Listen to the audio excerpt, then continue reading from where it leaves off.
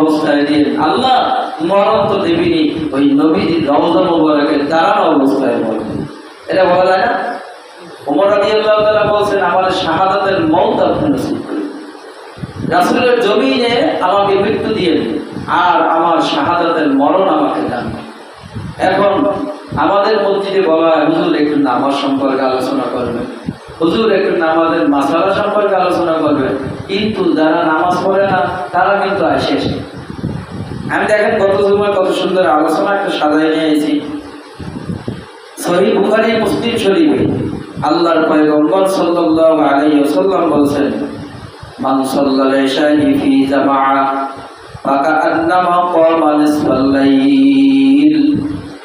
যে ব্যক্তি ঈশার নামাজ জামাতের সহিত আদায় করবে, পয়গম্বর সাল্লাল্লাহু আলাইহি ওয়াসাল্লাম বলেন, আল্লাহ তাআলা তার আমলনামায় অর্ধরাত্র দাঁড়ায় নফল ইবাদত করলে যেই সওয়াব হইতো, ঈশার নামাজ জামাতের সহিত আদায় করার কারণে একই পরিমাণ সওয়াব তার আমলনামায় চলে আসবে। আল্লাহর পয়গম্বর বলছেন, যদি কোনো বান্দা ঈশার নামাজ জামাতের সহিত আদায় করে ঘুমায়া যায়, অর্ধরাত নামাজ জামাত ইবাদত করলে যে সওয়াব হইতো, ঈশার নামাজ জামাতের সহিত আদায় করার কারণে আল্লাহর বান্দার আমলনামায় সেই পরিমাণ সওয়াব লেখা হয়। পরের অংশে আল্লাহ রাসূল বলেন, মান সাল্লাস সুবহা ফি জামাআতিন ফাকান্নামা সাল্লাল লাইলা কুল্লাহ। যে ব্যক্তি ঈশার নামাজ জামাতের সহিত আদায় করবে এবং ফজরের নামাজ জামাতের সহিত আদায় করবে, সারা রাত ইবাদত করলে যেই সওয়াব হইতো, ঈশার নামাজ আর ফজরের নামাজ জামাতের সহিত আদায় করার কারণে বান্দার আমলনামায় সেই পরিমাণ সওয়াব আল্লাহ লিখে দেয়। বলেন ঈশার নামাজ জামাতে করলে অর্ধরাত ইবাদতের সওয়াব, ঈশা এবং ফজরের নামাজ জামাতের সহিত আদায় করলে সারা রাত নফল ইবাদতের সওয়াব হয়ে যায়। মানুষ ঘুমাইলে তার নেক আমল লেখা বন্ধ হয়, তাই না? বড় আমল লেখাও বন্ধ হয়, আমল নামার কারিকুলাম মানুষ ঘুমাইলে বন্ধ হয়ে যায়। কিন্তু বান্দা তুমি ঈশার নামাজ পড়ে ঘুমাও, আবার ফজরের নামাজ জামাতের সহিত পড়ো, থাকলা তুমি ঘুমাইয়া, কিন্তু নেকের কলম তোমার চলতে থাকলো। এটা কারা শুনবে বলেন? যারা নামাজ আসে না, যারা নামাজ পড়ে না তাদের জন্য ওয়াজ। কিন্তু বাইসে গেছে সব মুসল্লি যারা নামাজ পড়ে এরাই সামনেই করে। এরপরে পয়গম্বর তিরমিজি শরীফের 2164 নম্বর হাদিসের মধ্যে قال رسول الله صلى الله عليه وسلم من صلى الصبح فهو في ذمة الله فلا يتبعنكم الله بشيء من ذمته।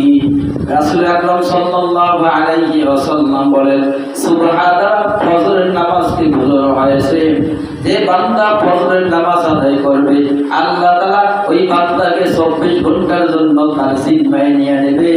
আল্লাহ তাআলার জিম্মা থেকে বান্দাকে কেউ সরাইতে পারবে না।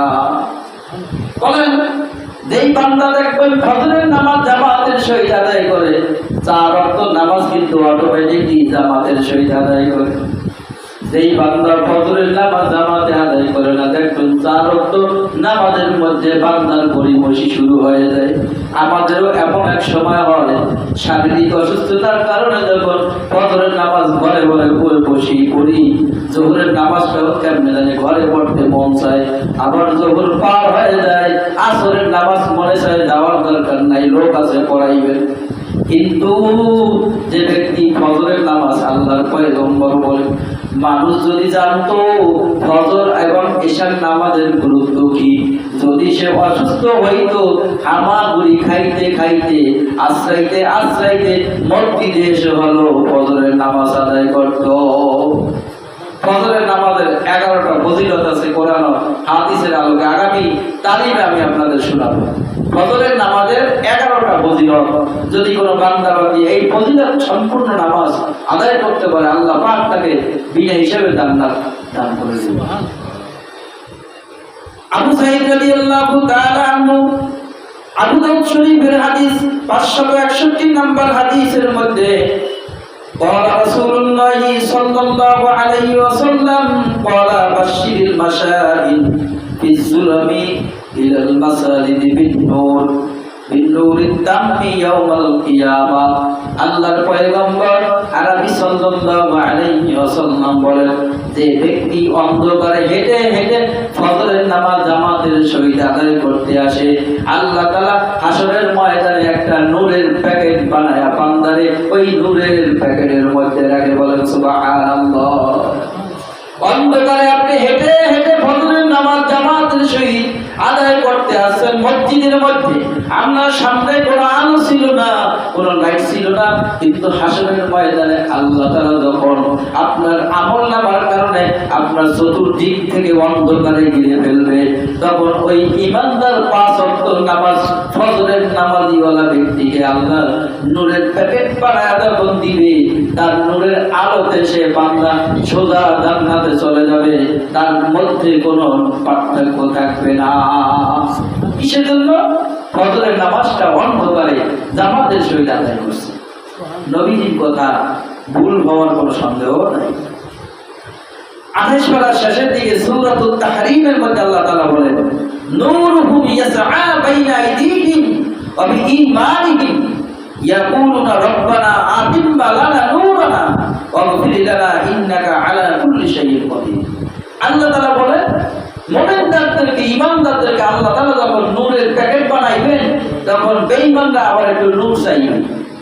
ও ভাই, দুনিয়ার জমিনে চায়ের দোকানে বসে তুমি আর আমি একসাথে গানা গাইলাম, সকালে নাস্তার টেবিলে বসে তোমাকে ফোন দিলাম, কি খাও, চলে যায় আমার বাসায় হালুয়া রুটিয়েছে, তোর বাবি বানাইছে, তাই না দাওয়াতে। অথচ তুমি নামাজে গেলা, আজান হলো, আমি নামাজে গেলাম না।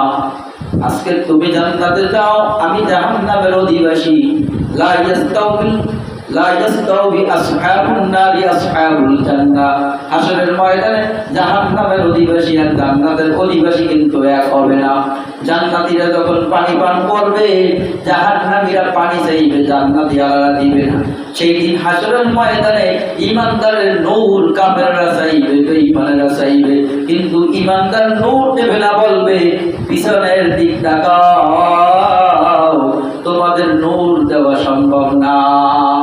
বেঈমানদেরকে ঈমানদাররা বলবে কি, পিছের দিক তাকা, তোদের নূর দেওয়া সম্ভব না। এবার দেখা গেছে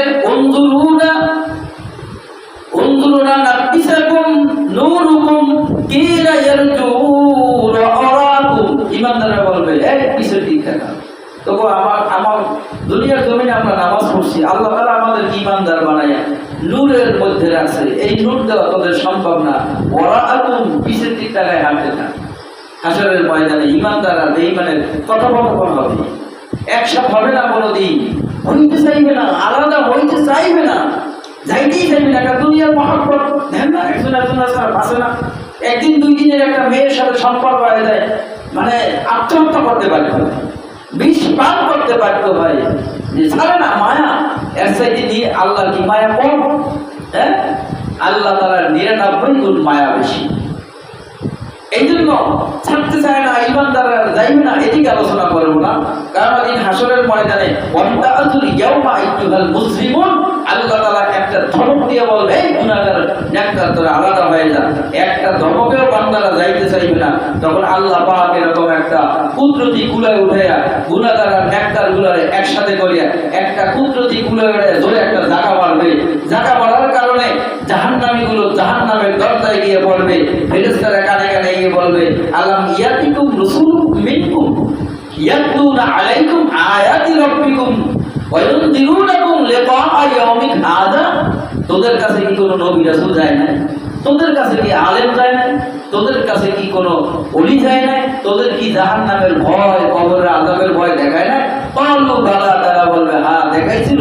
সূরা মুলুকের মধ্যে আল্লাহ তাআলা বলবেন, তখন তারা বলবে যে হ্যাঁ তারা সবই বলছিল, আমরা তখন তাদেরকে মিথ্যা কথা বলে বলে উপহাস করে এড়াই দিছি। ও আল্লাহ, ওয়ালাকিন্না আযাবাল্লাহি শাদীদ, আজকে তো দেখি আপনার আযাব বড় শক্ত আযাব, আপনার আযাব কঠিন আযাব, এটা স্বীকার করবে। কিন্তু দুনিয়ায় এই যে আমরা দিকে বসে এক কথাই দেখেন বাজারে হাসাহাসি করে, তারা টিভি চালাইবে, গান বাজনা হবে, আবার মাইকের একটু জিকির করে দোকানের কাছে কিনে তাহলে এদের আর আমাদের হাসরের ময়দানে এক এক ফয়সালা হবে হবে না। আর 5 মিনিট সময় আছে। এরপরে সহিহ মুসলিম শরীফের 1322 নম্বর হাদিসের মধ্যে রাসূল আকরাম সাল্লাল্লাহু আলাইহি ওয়াসাল্লাম বলেন, ক্বালা রাসূলুল্লাহ সাল্লাল্লাহু আলাইহি ওয়াসাল্লাম ইয়াতাওয়াক্কাবুনা ফীকুম আযান মালাইকাতুন বিল-লাইল ওয়া মালাইকাতু বিন-নাহারি সুম্মা দুইজন আল্লাহ তাআলার পয়গম্বর বলেন, আমাদের দায়িত্বের জন্য 2 দল ফেরেশতা, একদল ফেরেশতা সকালে অবতরণ করে আর একদল ফেরেশতা সন্ধ্যায় অবতরণ করে।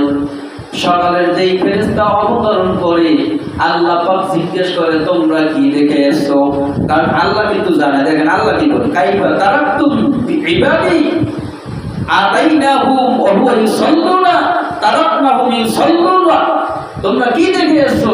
আল্লাহর ফেরেশতারা বলে, আল্লাহ কি আযীব বান্দা আপনি সৃষ্টি করেছেন, সকালে গেছি যাই দেখি নামাজ পড়ে, আবার সন্ধ্যায় গেছি যাই দেখি নামাজ পড়ে। ও আল্লাহ তাআলা আপনি কি আযীব বান্দা সৃষ্টি করেছেন, যে সময় যাই এই সময় গিয়ে দেখি আপনারা বান্দারা নামাজ পড়ে। তাহলে আপনি নামাজ পড়লেন ফজরের, ফেরেশতার পালা বদল হয়েছে ফজরের সময়, আপনি নামাজ পড়ছেন আসরের, ফেরেশতার পালা বদল হয়েছে আসরের সময়, কিন্তু ফেরেশতারা রিপোর্ট দিছে আপনাকে সর্বহালতে তারা নামাজের অবস্থায় পাইছে। রিপোর্ট দিছে, কেন দিছে বলে? ফেরেশতা রিপোর্ট দিছে। আল্লাহ জানে, আল্লাহ জানার বড় কথা জিজ্ঞেস করছে। দেখেন সহিহ বুখারীর অন্য হাদিসের মধ্যে পয়গম্বর সাল্লাল্লাহু আলাইহি ওয়াসাল্লাম বলেন, লা ইয়ালিজ জান্নার আহাদুন সাল্লা ক্বাবলা তুলুইশ শামস ওয়া ক্বাবলা গুরুবিহা, যদি কোনো বান্দা সূর্য উদিত হওয়ার আগে নামাজ আদায় করে আর যদি কোনো বান্দা সূর্য ডোবার আগে নামাজ আদায় করে, আল্লাহ তাআলা ওই বান্দাকে সোজা জান্নাতে নিয়ে যায়, তাকে জাহান্নামের আযাব স্পর্শ করতে পারে না। কেন বলছেন? আল্লাহ রাসূল বলছেন। তাহলে সূর্য ওঠার আগে কোন নামাজ? ফজরের নামাজ। সূর্য ডোবার আগে কোন নামাজ? আসরের নামাজ। বলতেছেন পয়গম্বর, সূর্য ওঠার আগে যে ব্যক্তি নামাজ আদায় করবে, সূর্য ডোবার আগে যে ব্যক্তি নামাজ পড়বে, তাকে কোনোদিন জাহান্নামের আগুন স্পর্শ করবে না, সোজা জান্নাতে চলে যাবে। আর একটা পয়গম্বর হাদিসের মধ্যে বলছেন, মান সাল্লাল ফারদাইন দাখালাল জান্নাহ, যে ব্যক্তি 2টা শীতল নামাজ আদায় করে। শীতল নামাজ বলেন, শীতল নামাজ কোনটা বলেন? ফজরের সময়। যত গরমের রাত হোক ফজরের সময় একটু শরীর ঠান্ডা লাগে, লাগে না? বারদাইন হাদিসের মধ্যে আছে, বুখারীর হাদিসে আছে, মান সাল্লাল বারদাইন দাখালাল জান্নাহ, যে ব্যক্তি শীতল 2 ওয়াক্ত নামাজ আদায় করবে তার জন্য সোজা জান্নাত। কি শীতল নামাজ? একটা হলো ফজরের নামাজ আর একটা হলো আসরের নামাজ। যত রোদ যত গরম আসরের সময় আস্তে আস্তে একটু ঠান্ডা হয়ে আসে, এই জন্য শীতল নামাজের কথা আছে। কারণ আল্লাহ তাআলা বলেন, হাফিজু আলাস সালাতি ওয়াস সালাতিল উস্তা, তোমরা নামাজকে সংরক্ষণ করো, বিশেষ করে মধ্যবর্তী সময়ে। মধ্যবর্তী নামাজ নেন 5 ওয়াক্ত নামাজের ফজর আর জোহর, মাগরিব এশা, মাঝখানে কোন ওয়াক্ত বসে আসর। আল্লাহ তাআলা এই জন্য আসরের নামাজকে অত্যন্ত গুরুত্ব দিয়েছেন, ফজরের নামাজকে আল্লাহ তাআলা গুরুত্ব দিয়েছেন। এর মানে আবার চাইলে 3 ওয়াক্ত নামাজ পড়তে মানা হয় না। কথা বলছেন 2 ওয়াক্ত নামাজের প্রতি আল্লাহ তাআলা গুরুত্ব দিয়েছে, কারণ শীতল 2 ওয়াক্ত নামাজ, এই 2 ওয়াক্ত নামাজের দাম আল্লাহর দরবারে অনেক বেশি, কারণ এই সময় ফেরেশতার পালা বদল হয়। এবং আল্লাহ তাআলা বলেন, কোন বনি আদম যদি ফজরের পর সামান্য পরিমাণ জিকির করে, আসরের পর যদি কোনো বানি আদম সামান্য পরিমাণ জিকির করে, হাদিসের কুদসির কথা আল্লাহ তাআলা যে হাদিসে বলছেন যে কোনো বনি আদম যদি আসরের পর সামান্য জিকির করে এবং ফজরের পর সামান্য জিকির করে, আল্লাহ তাআলা তাকে 24 ঘন্টা জিকিরের হালতে কবুল করে নেয়। বলেন সুবহানাল্লাহ। তাহলে আজকে আমি আপনাদের বুঝাইছি যে জিকির নামাজও একটা জিকির, নামাজ একটা কি জিকির। এখান থেকে আপনারা একটা সবক পাইলেন, যে ব্যক্তি ফজরের নামাজ জামাতে আদায় করে আল্লাহ তাআলার জিম্মা এসে চলে যায়। আর একটা পাইলেন, যে ব্যক্তি ফজরের নামাজ বন্ধ করে হেঁটে হেঁটে মসজিদে চলে আসে, আল্লাহ তাআলা তখন হাসরের ময়দানে তাকে নূরের প্যাকেট বানায় সামনে আনে। এটা দুইটা কাজ শিখলেন। এখন আপনিও বলতে পারবেন আপনার সন্তানের, এই হাদিসে হুজুর বলছে ফজর নামাজ পড়লে, এটা আগামী দেখেন আমাদের জুম্মা ভিত্তিক আলোচনা ছিল এবার ইস্তেমদার আদব। আমি সব নোট করি, কারণ আমি দেখতেছি কিসসা কাহিনীর বহু বয়ান করছি, কোনো কাজে আসে না। যদি একটা নামাজের মাসালা শিখাইতে পারি, যদি আমি একটা কালিমা শিখাইতে পারি, এইটা দ্বারা অনেক ফায়দা হবে। নবী ইউসুফ নবীর কাহিনী কে না জানে, বাদশাহ যুলকারনাইনের কাহিনী কে না জানে, সাদ্দাত দমরুরের কাহিনী কে না জানে। এটা আমরাও আগে পুঁথি পড়ায় বলছেন না, চিনতে করছি। তখন ধারাবাহিকভাবে নামাজের মাসালা যদি শিখাইয়া আমি ইমাম সাহেব, যদি আমি মরণ আমার হয়ে যায়, তাও বুঝতে পারো আল্লাহ তোমার বান্দাদেরকে একটা মাসালা শিখিয়ে দিলাম, এর উসিলায় তুমি আমার মাফ করে দিবে। আমরা এখন মাওলা হকের জিকির করো।